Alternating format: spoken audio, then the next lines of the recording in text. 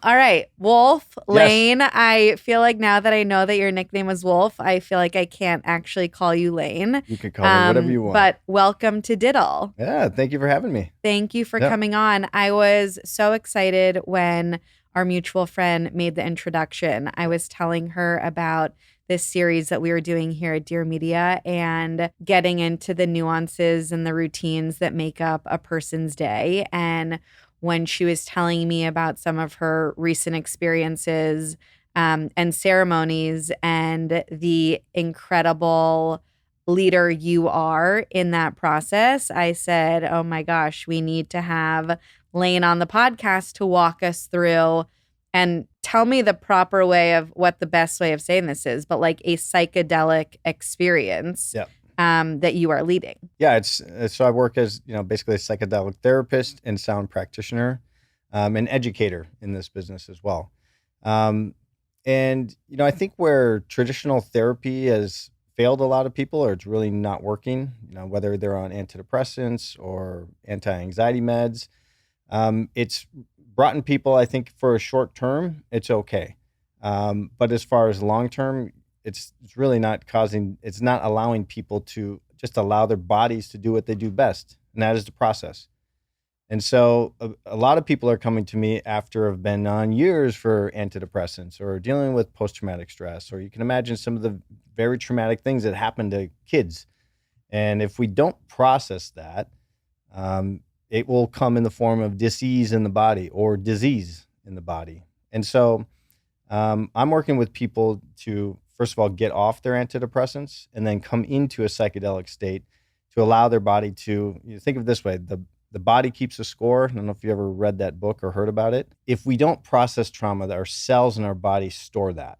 And so, especially if us humans go through a traumatic event, what do? We go, ooh, we tighten up and we tense and we hold all of that in our body. And it's stored. All those memories are stored in the body somewhere. So the big thing about psychedelics is it's the ability to release that. So whatever's stored, whatever trauma's still there, whatever memories are locked in that we haven't yet processed, we're able to bring that to the surface, specifically through psychedelics and sound, in order to bring it to the surface and heal. And so where, a lot of pharmaceuticals, again, look, I don't want to make it downplaying pharmaceuticals because they're still great. We all got to work together. But it tends to numb a lot of the pain, so people can, be on antidepressants forever. Yeah, we can go through life at this, this state, never really extreme highs and never really extreme lows, but we're consistent. Okay. And, especially with psychedelics, we can allow the body just to get back to what we do best. And we can have those extreme highs, and it's okay to be sad sometimes. It's okay to cry. Some people, we get in this condition where, oh my God, I'm so sad. Yeah, great. Be sad. What are you sad about? Let's go into it. Oh my God, my husband left me. Oh my God, I'm going through a breakup. Great. Your body's supposed to process it. Be emotional. And so I think that's another big part of it, is just allowing yourself to feel those emotions. That's where we're meant to be. Feel emotions, go through it. Amazing. Yeah. It's so cool. And I'm so excited. Today, we're going to start with your diddle for the day of doing a ceremony. Okay. So what time do you wake up and how do you get your day started? Ceremonies usually will start at 10:30 for me. So from 9 to 10, I basically have this time to review. Clients ahead of time, I'm doing, basically we've had, typically it's 3 weeks to a month ahead of time. We've set the date of when we're going to do the ceremony. They'll give me the process of what they're wanting to work on, so we can, everywhere from, loss of a family member, some severe trauma from childhood, dealing with depression, stress, anxiety, whatever that is. So I'm reviewing those notes, preparing what the medicine, typically a psychedelic experience in my sessions are a little bit of MDMA, and then we lead into a psilocybin experience. And so preparing all that medicine, getting it ready for the day. And you want, especially with the psilocybin, you want to prepare that, find the right mushrooms that you're going to be using for ceremony. And I usually serve it as a tea, so grinding them up before the ceremony, getting the MDMA ready. And so Once I have all the medicine ready, I've got a participation form ready for people to fill out when they come in. The place needs to get tidied up. I'll tidy it up, but usually it's always pristine and clean. And then there's a saging process. There's a cleansing of the room that I'll do. And so, I work with sage. I open the front door and I'll walk around the room. And the reason being is, what we're supposed to do, open the door. And as we cleanse, if any energy or spirits are supposed to leave, they leave. So I'll do cleansing the space. I have a ceremony bed that I get ready for people. I'll sage that. And so then I'm ready to go. So the space has been saged. It's clean. I also prepare, and Joe will know this, and all the other clients, is my world famous soup. So what's in the soup? World famous soup. So after ceremony, it's good to have some food. And I've found that my secret sauce was, I just do a vegetable broth. I'll cut up some carrots and some mushrooms and onions and potatoes, some bell pepper usually.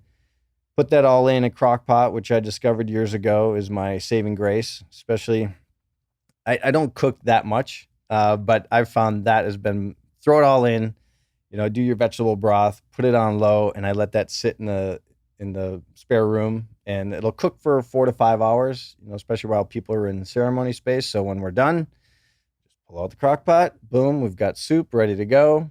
And I feel like I just cheated time and space at that time. Where are we? Like, we're in Topanga. Okay. Yeah. So if you usually when people think of where are you doing a ceremony, it'd be like Topanga's a great spot for it. It feels like in the 60s and 70s, that's where all the hippies that were, tripping on LSD and doing mushrooms, that's where they went. And so the amount of ceremonies that typically are happening every weekend or sometimes during the weekday, a lot of them are in Topanga. It's just an energy that people found there because it's, usually more nature, tons of hiking trails around there, and just a little more grounded in that area. And I love it. Okay, so let's get into the ceremony itself. Yeah. And how long these ceremonies are, what you're doing during them, how you're administering medication. Yeah. Walk us through that part. So I'll greet the client. They come in, and we usually have chit chat like this for the first 20, 30 minutes. I want them to get comfortable, get to know them a little bit. So usually after 30 minutes, we start getting into their intentions of, why are you here? What is it that you're really wanting to work on? And sometimes some new nuggets come out of there. And sometimes people, fall apart and start crying right there on the spot. And I'm like, great. And ceremony starts now. So we start processing and going through some of their intentions or what's really present on their mind at that moment. I get them to fill out this participation form. And so I'll end up saging them as well. So usually that's just the cleansing of the space and also cleansing of the individual body's energetic body. And we'll start our ceremony. And obviously they can go to the restroom. I try and go to the restroom before everything starts. And I'll have them sit down. In the beginning, we'll open up with a prayer. And usually that's just around protecting the space, and then getting them to share their intentions of why they're here after the space has been opened with a prayer. And after everything's been open, they share their intentions. I'll have them consume the medicine. So typically it's a small amount of MDMA. And for those that haven't tried that before, great for people that have some trauma or actually are just nervous about coming into the space, because it is a heart opener as far as just I always look at it as like it's 1,000 puppies coming to hug you. You're like, oh, I feel so good. You're like, yeah, okay, great. So now we're relaxed into the space, and it usually takes 30, 40 minutes before that starts to be felt by the client. And in that time is I'm leading them through a breathwork experience. So nothing like I teach, but it's just a nice calming way. And we just move energy through the body with breath.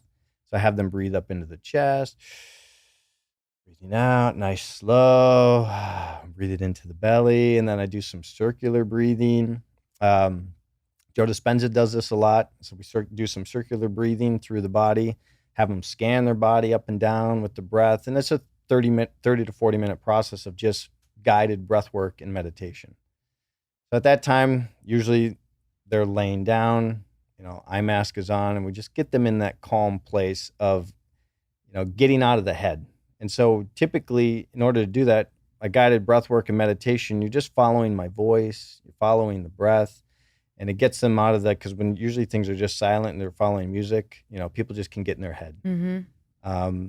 And so, yeah, after the guided breath work, 40 minutes in, I'll have them sit.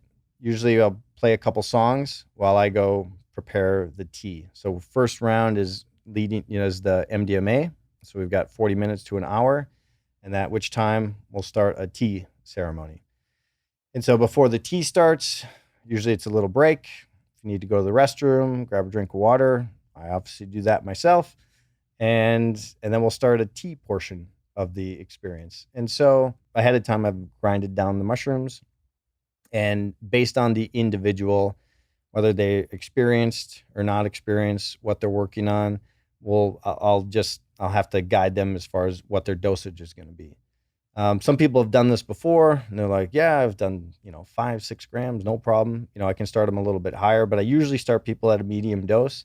And that way you don't blow people out of the water, or they're, because I want people to feel comfortable into the space. So usually I start them at a medium dose, and we kind of see where that goes for 45 minutes to an hour, at which time we then can add another dose. So we can add more medicine. We can't take it away. Right. So I want people to feel comfortable in that space. So serve a tea, and make it with some lemon juice, some ginger drops. And that's really just because, I don't know if you've done mushrooms before, but mushrooms by themselves can sometimes get a little bit of that wave of nausea that comes in. So serving it with some lemon juice, some ginger drops, even put a lemon ginger tea bag in there, and let that sit for 8 to 10 minutes, and then serve the tea. And when you serve it with lemon juice, it's called lemon teching, basically. The lemon juice mimics our stomach acid, so it helps break down the mushrooms before they're consumed.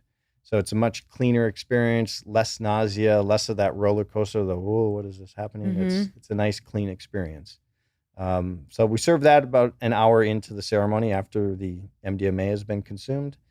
And then those mushrooms, the tea, again, is felt usually right around that 40-minute mark. And what if someone at this point is like, for lack of a better term, just like freaking the fuck out? Yeah. Like, how do you handle that? Is it through sound? Is it through, what do you do? Typically, nobody's been in. The only time people are freaking out or have had a trouble, it's when they've seen or experienced something difficult in the ceremony. Whereas, for example, someone was finally realized why they were on antidepressant for 25 years. And it was because of some sexual trauma from early on that they had blocked out. And so they witnessed themselves going through this experience as a very young child, 5-6 years old. And they're like, I can't believe this is happening. And I was like, well, what's happening? And then from right there on that spot, I'll sit there and talk and process that information with them if they want. And that's really the only time. If someone has a challenge, is very challenging experience as far as a bad visual or something that's traumatic that's come up in their life, but they know this ahead of time. If something big and challenging comes up, you just say, "What are you here to teach me? What is it here what is this here for me? What are you here to teach me?" And the mushrooms are very intelligent, and they'll work with you on that. But typically, it's because, although it's challenging, you're at least now given the aha. Mm-hmm. No wonder I didn't have a good relationship with my dad. No wonder I felt this weird energy with my uncle. No wonder, I had to leave home at this certain time. No wonder I was taking antidepressants for 25 years. It's finally given that your memory, the understanding of why I am the certain way I am. And then we can get them back into lying down. I would say it's a very rare that people would have, some type of freak out. But they don't, it's not what, I guess goes back to the war on drugs, where this is your brain on drugs. I have nobody's ever flipped out and, screamed. It's always usually very calm, and people are lying down, eye mask on, and that's it for the ceremony. and I'm playing my instruments, or we're guiding them through breath work and meditation. But there's some people that really just want to talk.